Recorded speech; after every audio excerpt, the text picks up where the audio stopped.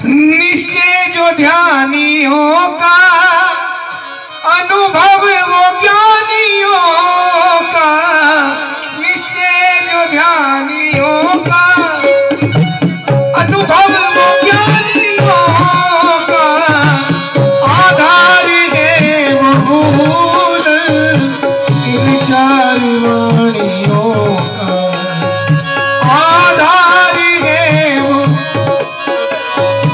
इन चार वाणियों का।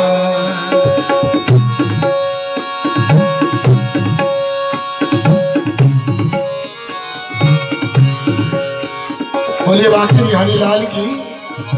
आइए कथा में प्रवेश करते हैं। जय श्री राधे।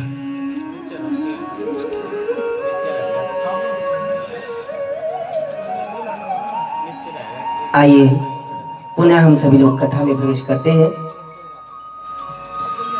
तो मैं आपसे निवेदन कर रहा था कि भगवान के रुक्मणी मंगल के बाद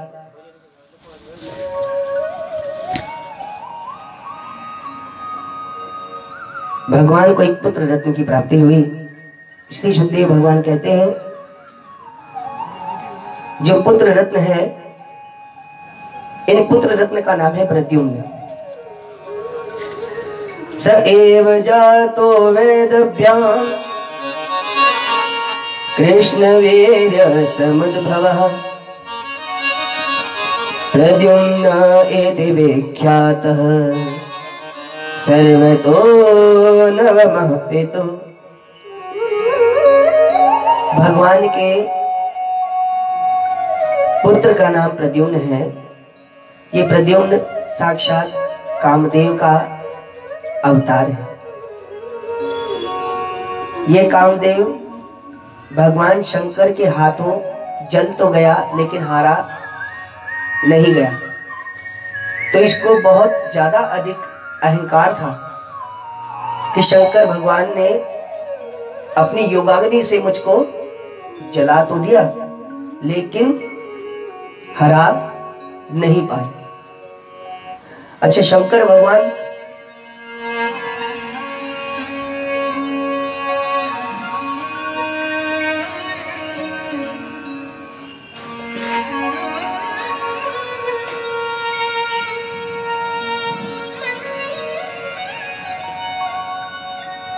शंकर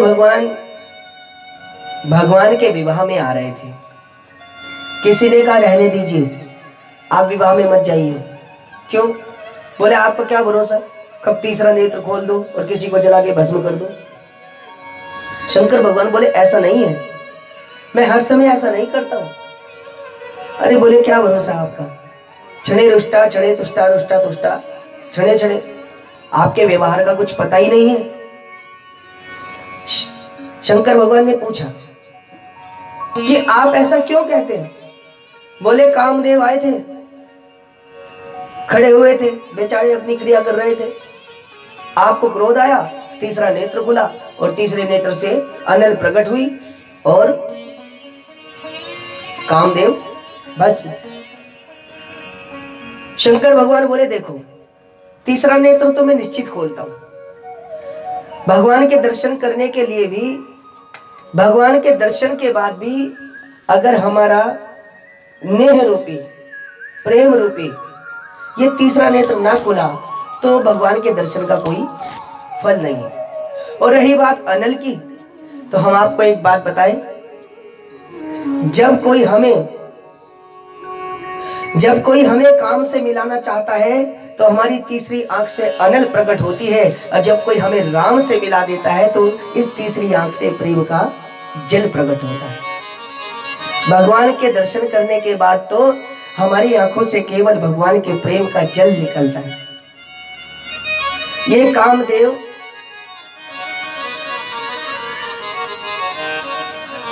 आम्र के पेड़ के पीछे खड़ा होकर के भगवान के ऊपर अनेकों प्रकार के बाणों का प्रयोग कर रहा है।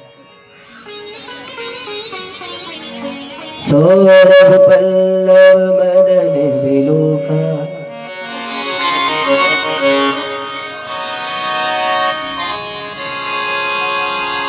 भगवान शिव ने तीसरे नेत्र से अग्नि के द्वारा इस कामदेव को भस्म कर दिया।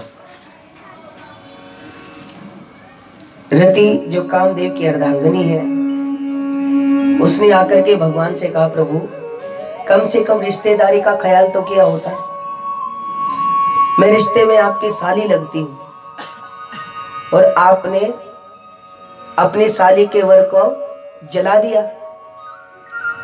और आप जानते हैं,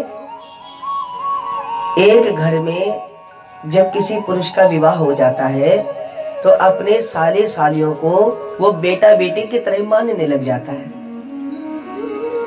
तो ये कहां का न्याय हुआ? भगवान शंकर बोले, देवी भगवान के भजन में जो कोई बाधक हो, चाहे वो कोई भी हो, मुझे स्वीकार नहीं है। क्यों? क्योंकि ये भगवान का कथन है, सबके ममता ताग बटोरी, मम पद मन ही बांध भरी डोरी। और मैंने सबकी ममता को एक तरफ रखकर भगवान के भजन का सहारा लिया है।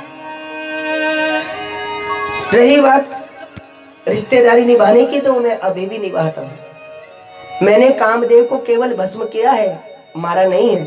तुम चिंता मत करो, आगामी समय में द्वापर युग में श्री कृष्ण अवतार होगा और इस कामदेव को श्री कृष्ण का पुत्र बनने का सौभाग्य प्राप्त होगा। क्योंकि ये कामदेव अभी इसके सर पर कोई नहीं है, इसलिए ये चारों तरफ अहंकार में, घमंड में, लोभ मोह में भागा घूमता है। और जब इसके ऊपर भगवान की करुणा हो जाएगी, भगवान की कृपा हो जाएगी, तो उसके बाद इसको किसी भी प्रकार का कोई क्षोभ नहीं होगा। यही वो कामदेव है। जब तक अकेला रहा तब तक भी ये रहा कंदर्प। कंदर्प बोलते हैं अहंकार को, इसलिए कामदेव का एक नाम कंदर्प भी है। इसलिए तुलसीदास जी कहते हैं, कंदर्प अगणित अमित छबिना, नील नीरद सुंदरम, पट पीत मानव, तड़ित रुचि शुचि, नौमि जनक सुतावरम। ये कामदेव भगवान के पुत्र बने।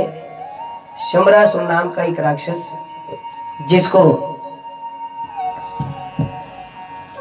ये वरदान प्राप्त है कि श्री कृष्ण के पुत्र के द्वारा उसकी मृत्यु होगी, और ये बचपन से ही इसको भगवान के पुत्र को मार देना चाहता है। सूतिका गृह से उठाया और जल में भगवान को डाल दिया। भगवान के सुपुत्र प्रद्युम्न जी को समुद्र में फेंक दिया। समुद्र में एक मछली ने प्रद्युम्न जी का पान किया और उस मछली के पेट में ही प्रद्युम्न जी जीवित अवस्था में पहुंच गए। एक मछुआरे ने वो मछली पकड़ी और जब उसका पेट फाड़ा गया तो पेट के अंदर से प्रद्युम्न जी प्रकट हो गए। एक दासी जो इस राक्षस के यहाँ सेविका का काम करती है, और वो दासी प्रद्युम्न जी को लेकर चली गई। ये दासी कोई और नहीं, कामदेव की अर्धांगिनी देवी रति है। जब छोटे हैं प्रद्युम्न जी, तो वो दासी प्रद्युम्न जी को पुत्र की तरह स्नेह करती है और पुत्र की तरह प्रद्युम्न जी का लालन पालन करती है। जैसे जैसे प्रद्युम्न जी बड़े हुए तब प्रद्युम्न जी से पतिवत व्यवहार करने लगी। प्रद्युम्न जी के पूछने पर ये दासी बताती है कि प्रद्युम्न जी, जब आपका जन्म हुआ तब मैं आपसे मातृवत प्रेम इसलिए करती थी क्योंकि आपको उस समय उस प्रेम की आवश्यकता थी। अब आप बड़े हो गए, अब आपको वास्तविकता बतानी आवश्यक है। जन्म जन्मांतर से हम दोनों एक दूसरे के सहयोगी हैं। मैं आपके चरणों की सेविका, आपकी अर्धांगिनी हूँ और आप स्वयं साक्षात भगवान श्री कृष्ण के पुत्र हैं। कामदेव को पूरी पूर्व जन्म की कथा सुनाई और इस प्रकार दोनों पति पत्नियों का मिलन हुआ।